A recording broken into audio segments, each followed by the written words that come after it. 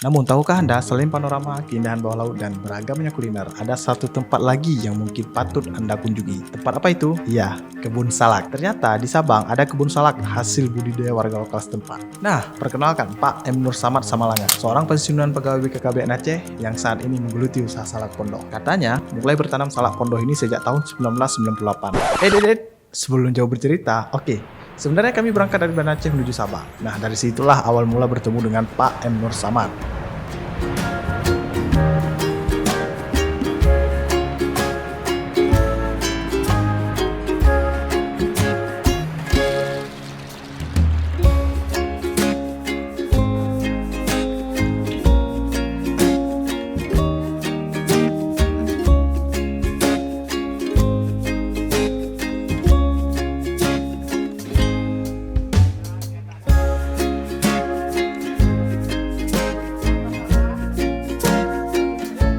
Selamat datang di kota Sabang ya. Inilah oleh-oleh Sabang ya.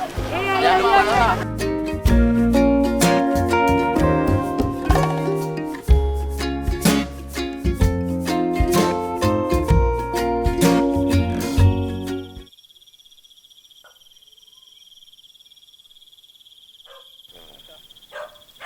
Bersih dia.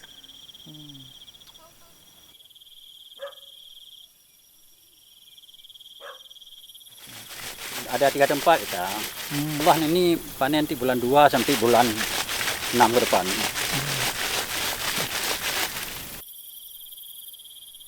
Dikirim ke mana buahnya? Dikirim ke Banda Aceh, kalau lebih di sini kirim Banda Aceh sampai ke Melabu.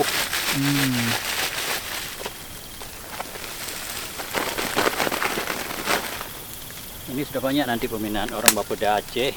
Kata satu Mantap. Setelah digoyang, durinya bersih dan aman untuk tangan, aman untuk dikupas, untuk aman semua.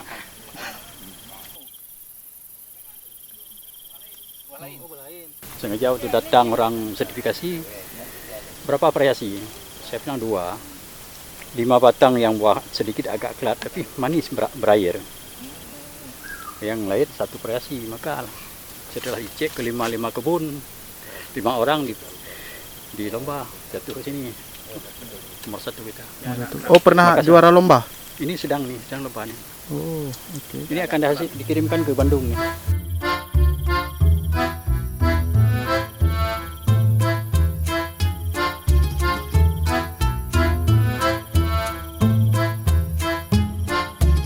Gimana rasanya? Enak nih. agak manis tapi enggak ini ya. Berarti memang kalau dilombain memang yang harus itu, Pak. Saya bilang itulah, kalau istilah kami itu salah obat sakit perut. Menanam. Saya mulai menanam 1998. Nah, setelah itu yang bantuan dari pemerintah dikasih 125 batang.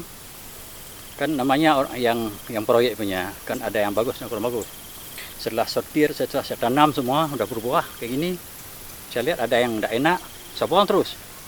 Lebih kurang dekat 30% saya buang. Jadi ini remaja ini udah gelombang ketiga. Ini hasil buat kemarin orang pertanian ajak gabung, tidak mau saya bilang. Saya hasil buat sendiri lain. Ilmu menanam ini pertama dari dengar dari orang dari Jawa juga, Jawa Tengah. Di Jawa Tengah pertama kali, kan membawa orang Jawa Tengah tahun 94. Saya lihat hasil, oh enak, saya tanam, saya belajar.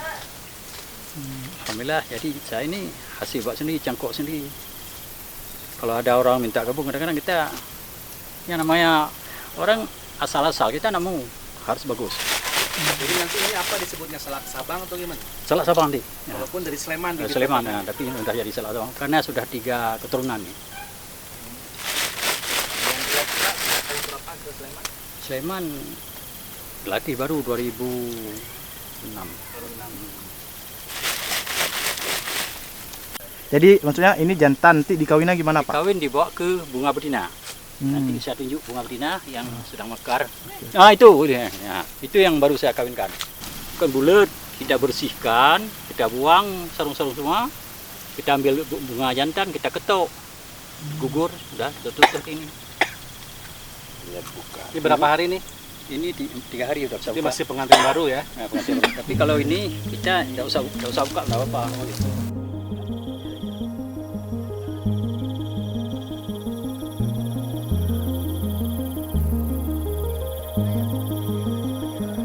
Kita cium aja ada nampak wangi. Cara membedakan? Kalau misalnya ada ragu-ragu kan, cium ini. Salah ini aromanya. Itu kalau udah beraroma berarti udah masak. Udah masak. Baunya gimana tuh Pak? Bisa Coba, dideskripsikan? Coba. Wangi buah. Wangi sari ya? Ya, wangi salak itu.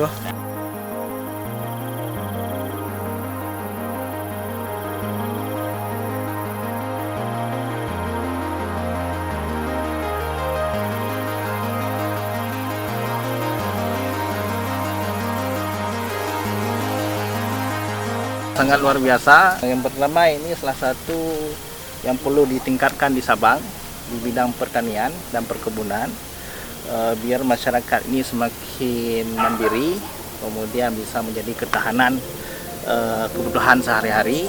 Ini sangat luar biasa usaha-usaha yang dilakukan oleh Pak M. Nur.